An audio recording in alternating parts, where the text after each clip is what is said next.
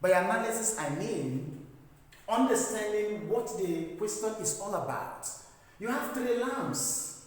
Three lamps. Each of them is rated 100 watts. 100 watts each across a source of 250 volts.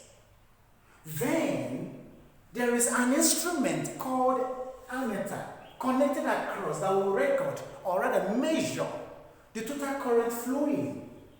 So you need to find the value of this total current flowing here. That's what it means. So to do that, we must understand that there is a relationship between power in each of the lamps, the voltage, and then current flowing.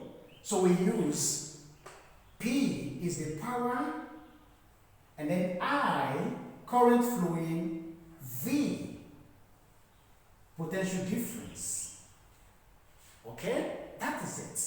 Now the question we need to address is, how do we now find the value of current flowing or being measured by the instrument ammeter? So we bring out P. Each of the lamps has 100 watts. Okay? Then potential difference across PD, across each of them, PD across each of them, which is equal to V, is equal to 250 volts.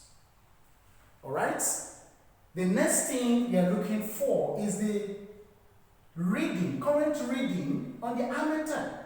That means I is unknown, and we need to find the total current.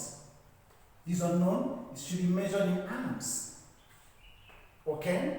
So from here, from this equation number 1, we can now make I the subject. I becomes I is equal to P all over V. Let's look at it very well.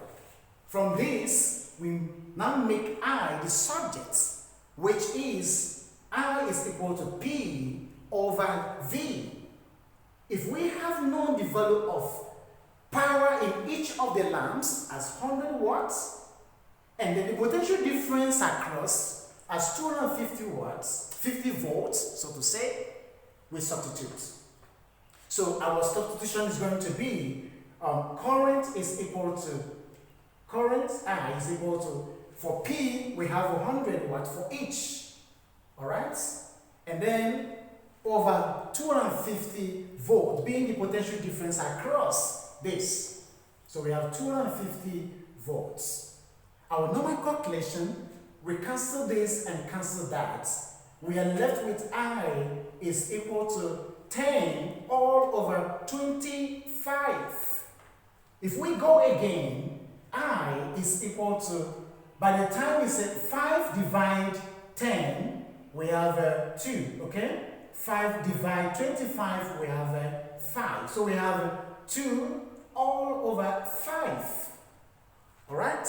And then we now have current is equal to 5 divide 2 cannot, we put what? 0. Put dot and then we add 0 here, it becomes 20.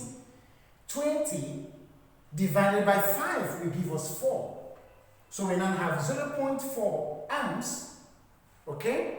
That is the current flowing in each of these. Alright? This is the current in each of them. This is the current flowing in each current flowing in each of the lamps, flowing through each of the lamps, if I should use that, through each of the lamps. Alright? Very, very simple as that. But how many lamps do we have? We have about 3 lamps. We have 3 lamps. 1, 2, 3. It means since 0.4 is for one lamp, alright? For one lamp is for one lamp. Alright? Therefore, for 3 lamps, we have 3 times 0.4. And by the time we do this, we then have for 3 lamps, total current flowing for 3 lamps becomes IT on the ammeter is going to be 1.2 amps. And this is correct. Okay? Total current flowing, the total current that the ammeter as an instrument for measuring current can measure or measures is 1.2 amps. So we check our options. A is not it, B no, C 1.2 amps, 1.2 amps. So the answer to this question is option number C. Option C is the correct answer. So if you solve this way, if you stop at this point, you may have this as your answer, but it's wrong. We are talking about total current. If you have this as your answer, you are talking about the current flowing in each. Just this. That is this. But the current flowing in the 3 of them is by the time you multiply 1, 2, 3 times 4, that will give you 1.2 amps. So understand that. That is it. And we have concluded that the option